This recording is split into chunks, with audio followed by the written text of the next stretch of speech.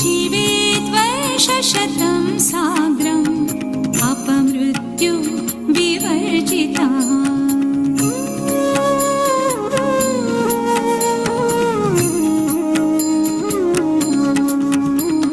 देहान्ते परमं स्थानं यत्सुरैरपि दुर्लभं प्राप्नोति पुरुषो नित्यं महामाया प्रसादता लभते परमं रूपं शिवेन सह मोदते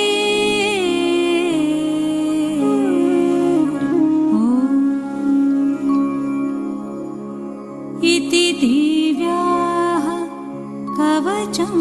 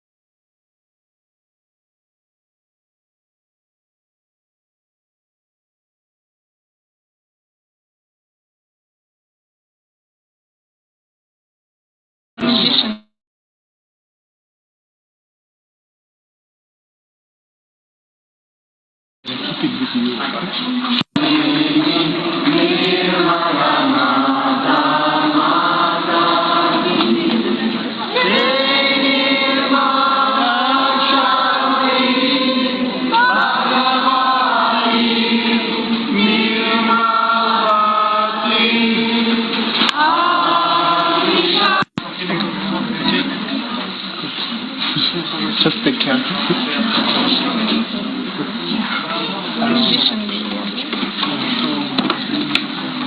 That would be good if you want to take it to heart and keep it with you.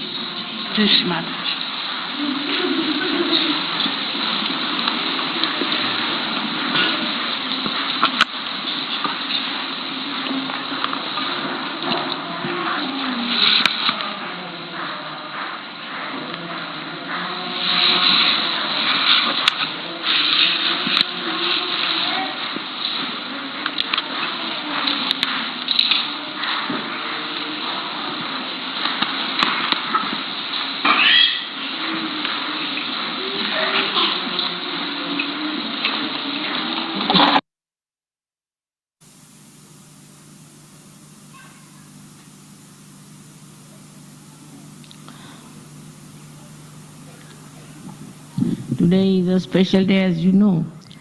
We are worshipping the goddess who came on this earth 9 times before to kill all the demons and all the negativity and relieve all the bhaktas to worship. All her work is already being described. Despite that, they find new type of devils, new type of negative people have come back.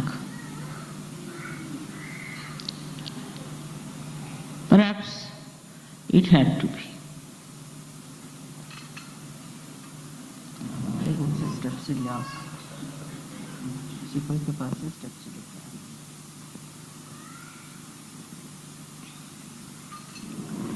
This had to be, maybe after all, is Kali Yuga.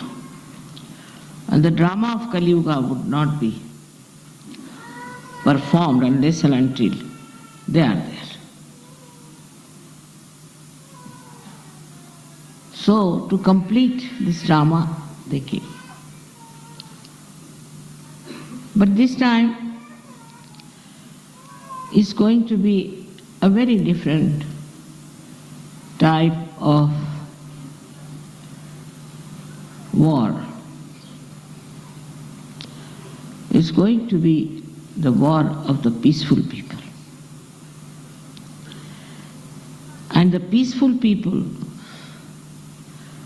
are the most successful people in every walk of life, even in the war. It did not work out before. They say that when Genghis Khan came, he went to a very big monastery of Buddhists near Gaya and killed all of them. There were about 30,000 of Buddhists there. And they didn't say a word and they were all killed. So people started disbelieving in Buddhism. They said, what kind of a Buddhism is here? Why didn't Buddha save them? That's human style of thinking. Buddha should have saved these 30,000 people who were peaceful, who were resisting in a manner that was no resistance. And so they were all killed by this horrible fellow called Genghis Khan. But you'll be surprised in this Kali Yuga, this Genghis Khan has been praised by many authors, and there are books written about him. He was not a Muslim, but some sort of a crackpot. He finished off many mosques, he destroyed many beautiful buildings, and also he came to India and ruled there for a short time. All that's a history. In the same way, there have been wars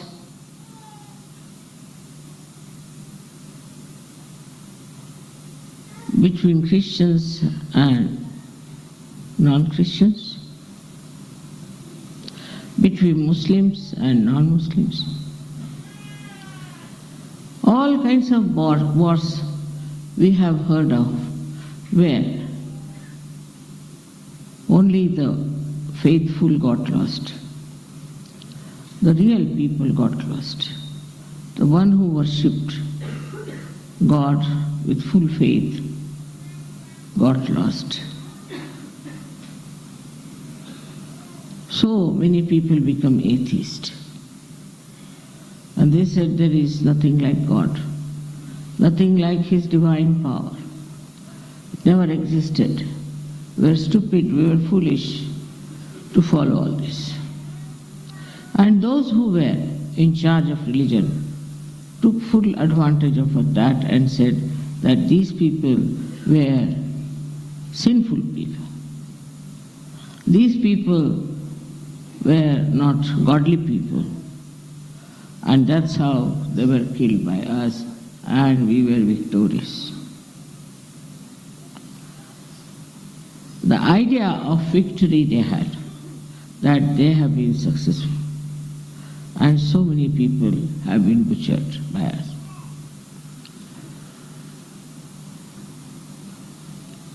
So we come to Kali Yuga. And in Kali Yuga, same thing has started in a subtler way. in a different way it has started, that there's a big war going on between the people who are anti-God and who are using God for their own purpose. Very dishonest, very corrupt, very cruel people. And they are using the flag of God, that banner, which they have no right to use. Then there are Sahajogis who have got their realization and they have to fight them. Now the difference in the previous wars and this war is very different. In those wars, see all those who were supposed to be victorious. This was after all the 9 battles of the Divine Mother. The negativity that came up and which became successful started feeling very confident that we have achieved what we wanted.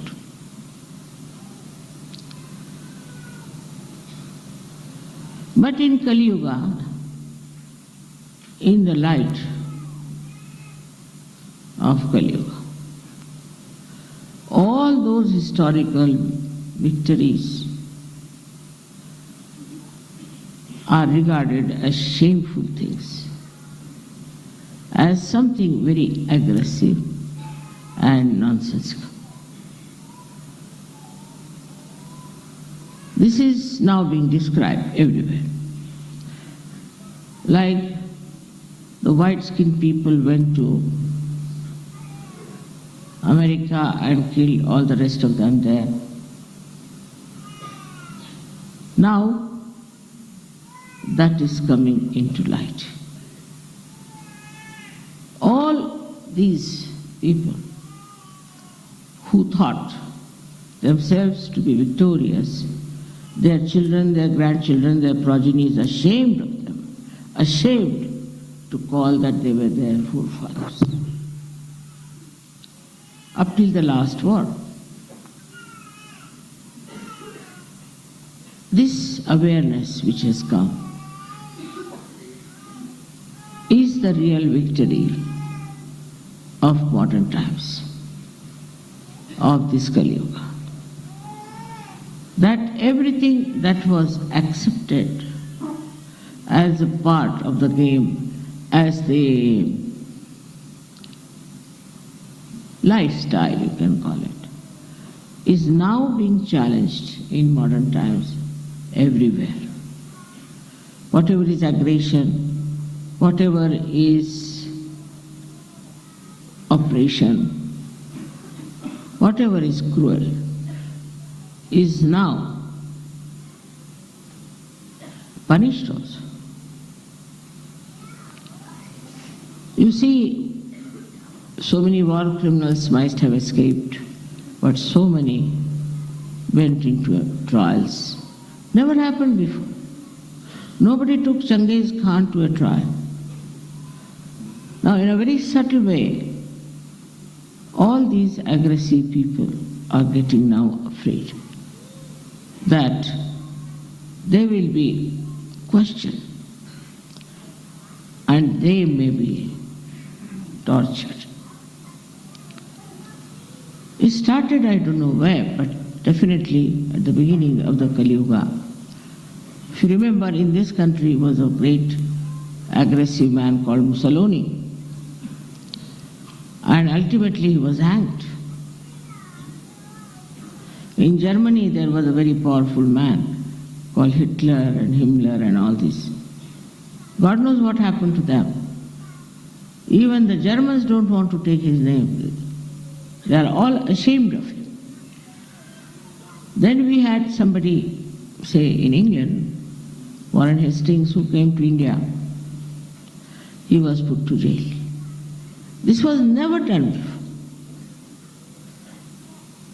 If Napoleon aggressed people, he thought he was very victorious, but he could not continue with it.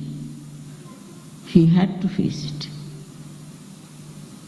You see, anybody who has been aggressive, who has been dominating, who has been very cruel, demonic, has been taken to task mostly in his lifetime. Now, if not in his lifetime, afterwards he was maligned, and he doesn't have a name like a hero or anything. People don't want to erect their statues. So the awareness has come in the mind of the people. Like a person like Stalin, who ruled Russia once upon a time. Today you can't see even one statue of Stalin.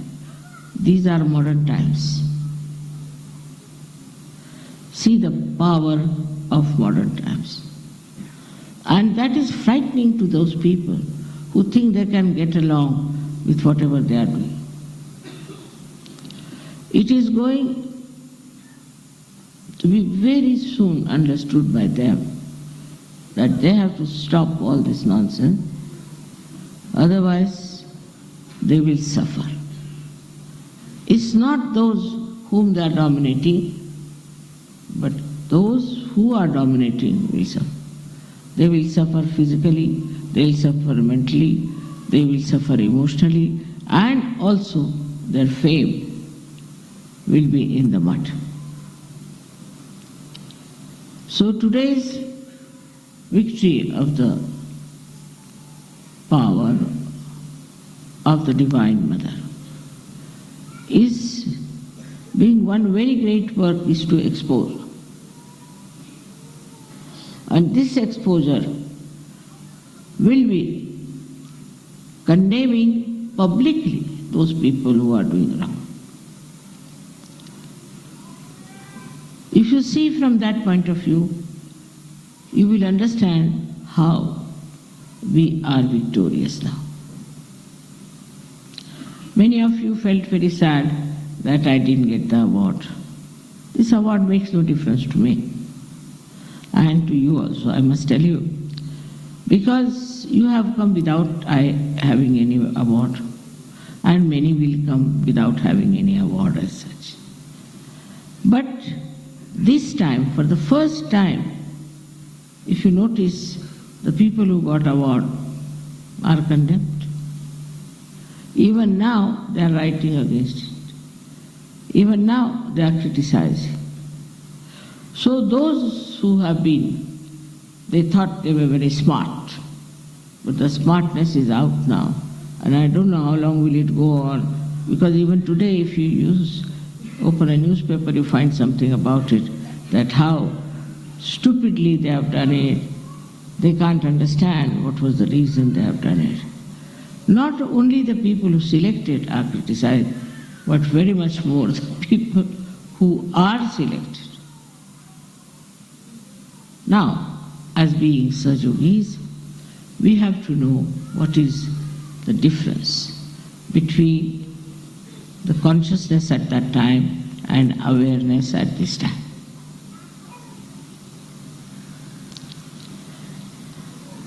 That time it was necessary to kill those demons, finish them, but they are back again on the stage.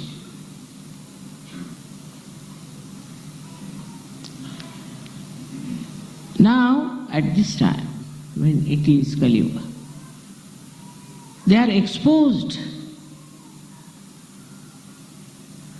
They are condemned. They are put in the jail. They are now punished publicly. So, the collective awareness has got such a great victory, I think, over these people who so many came, killed and died without getting any punishment out of it, without getting any defamation out of it. Now let us see what is consciousness and what is awareness.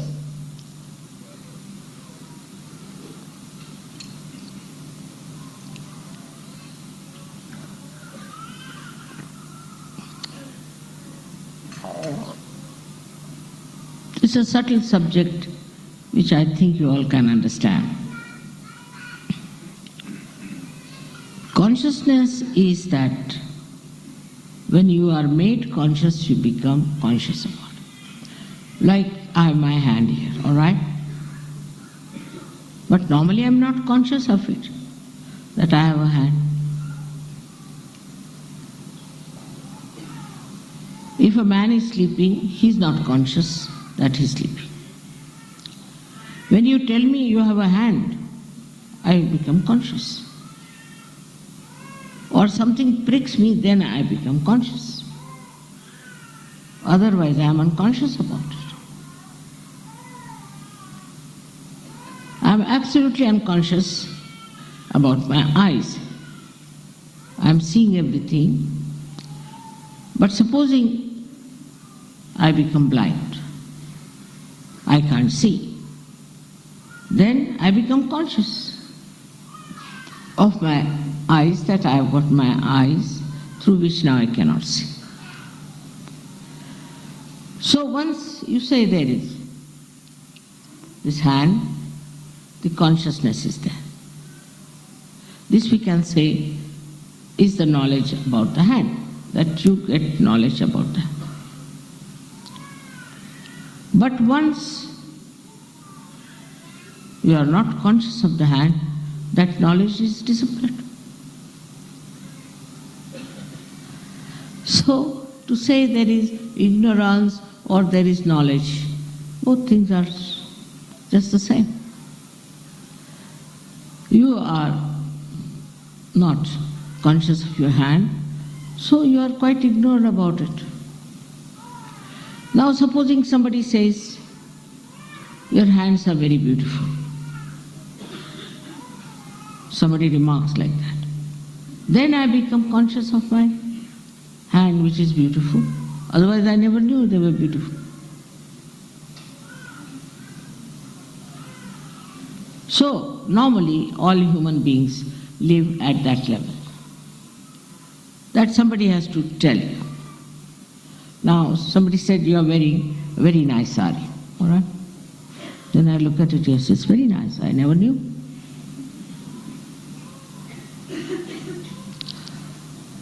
So somebody has to tell you, then you become conscious,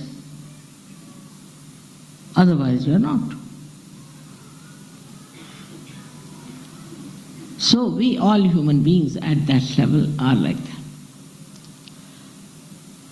Now, what is awareness? That's a different thing.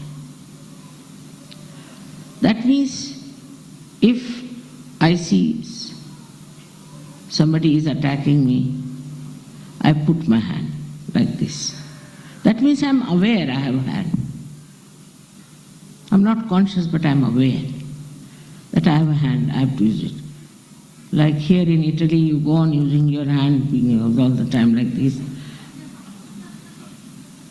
That means, you know, you are aware that you have got hands, that you have to use them for expressing something more sort of emphatically. So we are sort of also aware of our body, we are aware of others, we know about others, we know what sort of a person another one is, up till you are self-realized.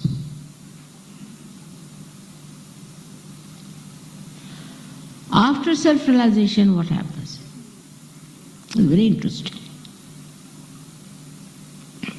After self-realization, you go beyond both these things, consciousness and awareness. Because you go beyond thought. You have gone beyond thought means what? Anger all kinds of ideas, all kinds of aggression, everything is maneuvered or worked through your mind. So if your mind is lost, what will you do? There's no mind anymore. You exist with reality. So there is no mind to communicate. We call it thoughtlessly aware. We have conquered all our enemies by giving up one enemy, that was our mind. There's no mind to suggest. There's no mind to tell you. So once there is no mind, you are lost. Now it is being said that you ask a question to yourself, who am I? As soon as you ask this question, you become thoughtless, so you get lost. You cannot answer this question. Otherwise you might say, I am a woman, I am this, I am that, I am a bishop, or I am a pope, I am this, I am that. But once you are a realized soul, who will tell you who you are? Because the one which tells you is the mind which doesn't exist. No thought. Means you get dissolved into yourself. This is what is reality. But you are aware also. Now, that's another point.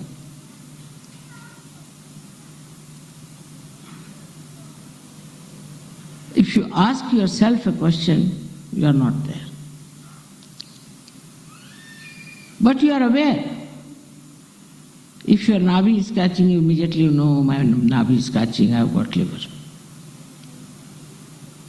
Don't have to ask questions. Or somebody standing near you, left Swadhisthana, oh my God, it's this one.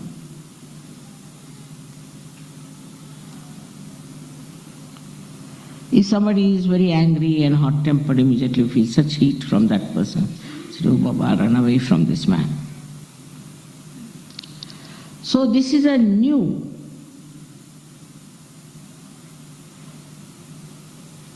realm you have entered into, reality, which you are never aware before. Now supposing there's a very bad man standing near you. He might be a thief, he might be a murderer, anything. You will not be even conscious of it, leave alone aware, normally. But once you are a realized soul, you become aware of the whole. That is reality. What are the problems? In the collective, you become aware of the collective. You become aware of the problems of the whole world. Now, this awareness is very different. The first awareness, as I told you, is like this. That if somebody tells you you are this and this, you become aware of it. In this, nobody has to tell you. It's just there.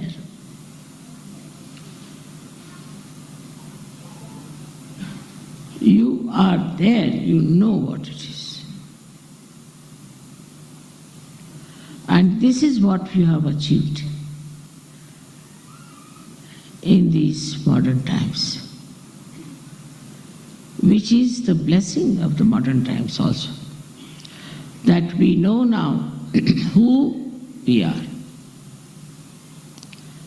You always say we are the pure spirit. Yesterday also I heard it. Are you sure? What makes you believe that? That that you are the pure spirit. I mean, you haven't seen your spirit, have you? You haven't seen yourself, what you are. Then how do you say you are the pure spirit? It's just you are saying something because I say so. But you are the pure spirit because whatever is the description of the pure spirit is given, that it is aware of the divine power. It is aware of the divine power. And that is how you are the pure spirit. Because only through pure spirit as your personality, you can be aware of this all-pervading power. This is written in all the Shastras, in all the scriptures, everywhere. And what do you know about yourself? That you are the spirit. Because you know about your own chakras. You know about your own nadis. Now, what has happened is that you are separated from yourself and you can see yourself. You see yourself very clearly. And you start seeing yourself as the present and the past and the future. In the past, what I was, you see, you're shocked. Oh, my goodness, I was like this. You see it. Through this present state. In the present state, you see. Then you start forgetting it. Forget the past, forget the past.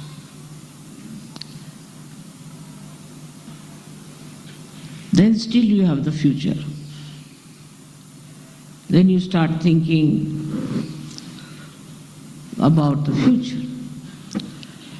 First future, they think about their own children, their wives, such yogi goes. What will happen to my children? What will happen to my wife? Then they think, what will happen to Sahaja? Then they think, what will happen to Mataji? Also they think, what will happen to this world? Because your awareness has expanded. You are not in the limited sphere now anymore. You can think of your children, you can think of your wife, also you can think of the whole world. And all the problems of the world you think.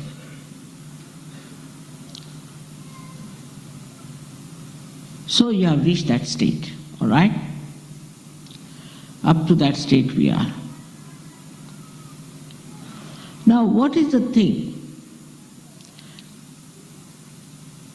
that covers up all this? Or gives you solutions, say for your children, for your family, your wife, everyone. What is the solution? Your mother believes in giving solutions, not only the problems. Because these days, there are not problems that existed in the Navratri. They no more exist. That you can take a sword in your hand and go and kill something. No, it doesn't. It's not possible. Cut what? So the today's problem as they are, as we see, within us, we see the problems, we are aware of it, and we want to do something about it. Whether we are in the past, present or future, we see the problem.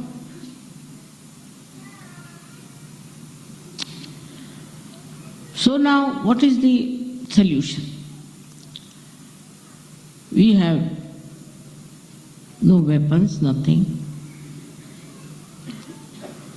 to fight. We don't know also. So many do not know even how to hold a sword in the hand. And so many don't even want to hold it. Because they are so much in compassion, in the ocean of compassion, enjoying themselves nicely. They are enjoying their own compassion and compassion of others, compassion of their mother. But then how to solve the problem?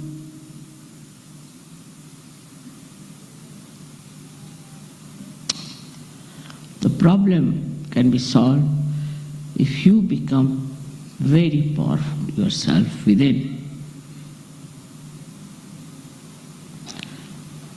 Where is your attention?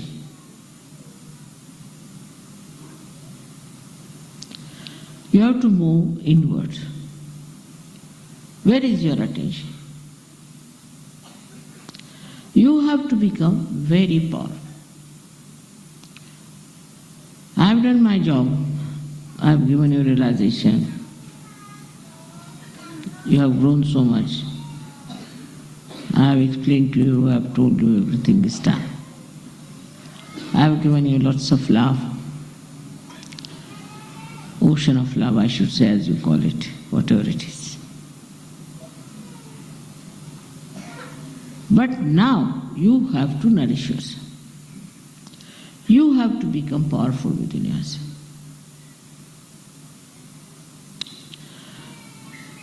So what is the way you can become powerful?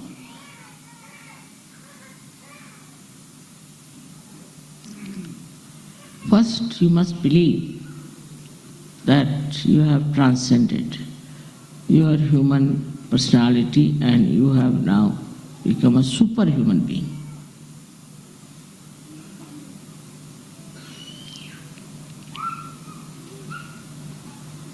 First of all, this must come in.